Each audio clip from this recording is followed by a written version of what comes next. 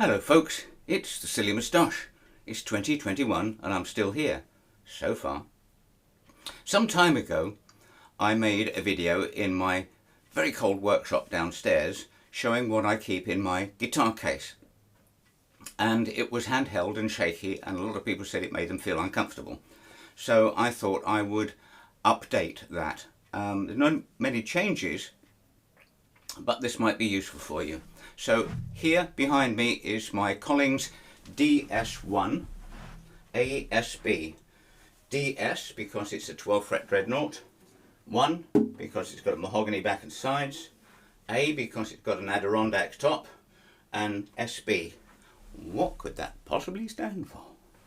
Okay, and this is all the paraphernalia that will fit easily in that standard case. So let's go through them.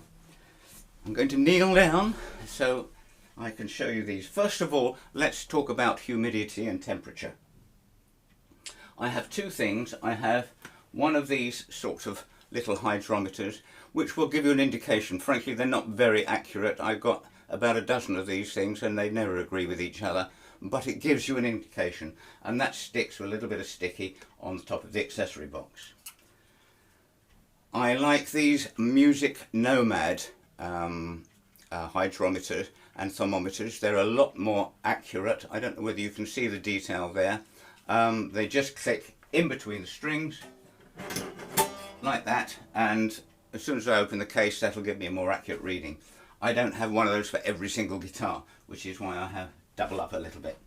Should I need to put more humidity inside the case, I will use the Music Nomad sound hole humidifier with the most profound piece of very, very, very highly absorbent sponge, which is solid as a rock at the moment, and that fits in there in the same way. Right, I harp on a lot about my favourite picks, which are blue chip picks, and many people raise the argument, why would I pay $35 for a pick which I'm going to lose? Well, first of all, if you pay $35, you might pay a little bit more attention and hold on to it. But I think that you need somewhere to keep it so it always has a home.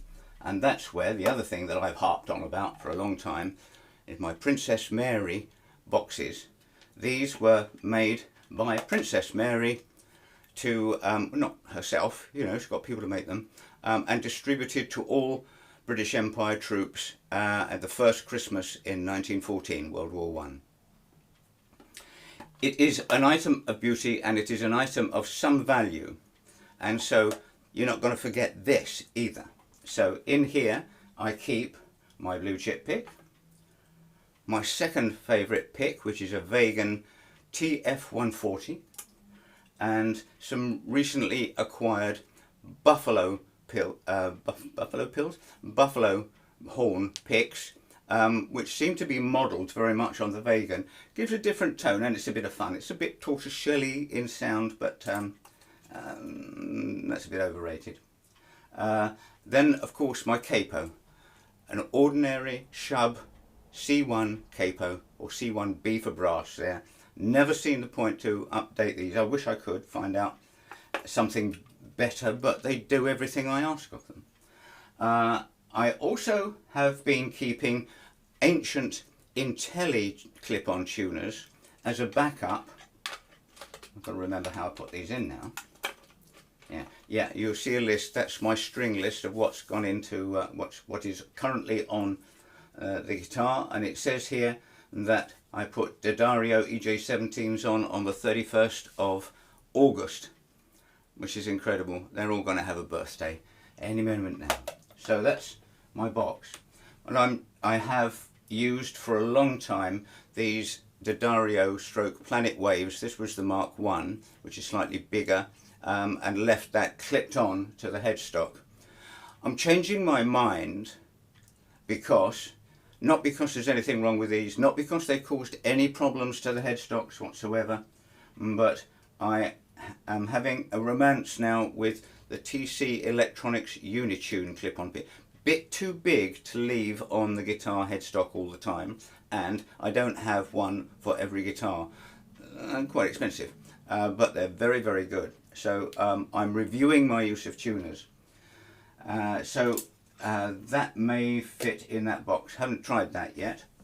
Underneath my Princess Mary box, there is another box, just an ordinary little tobacco box like this,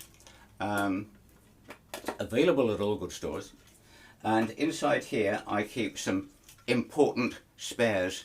This has my my business card, or at least for my club, and I keep in here 1 or 2 spare CR2032 batteries, a nail file, I'll put that in last, a spare bridge pin. Now I would be broken hearted if one of these beautiful fossilized walrus bridge pins disappeared, but I'm just prepared. A pair of pincers,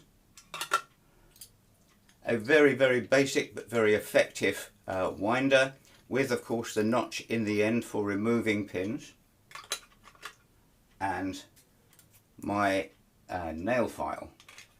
My nails grow enormously quickly, so that goes in, and it goes into the accessory box along with my Princess Mary. Everything sweet and fancy. On the top here I keep another one of these things. So there we go. The other thing that I may take out, and I think I've done this, I could count the numbers on one hand, but this guitar came with a complete K&K Trinity System 2 champ preamp and the mini contact mics on the bridge plate and an internal microphone. I've never really used it, and a stereo lead. There we go. That's what it came with. So if I ever think I'm actually going to bug up, which as you know I hate, this can go wrapped up in a nice cloth in there along with the strap. All that fits in there neatly and tidily. The guitar goes on top, slots down comfortably, holds everything in place, and I'm ready to roll, knowing that when I get to my gig, then I've got all I need. So I hope that's helpful, and if you have been, thanks for watching. Bye.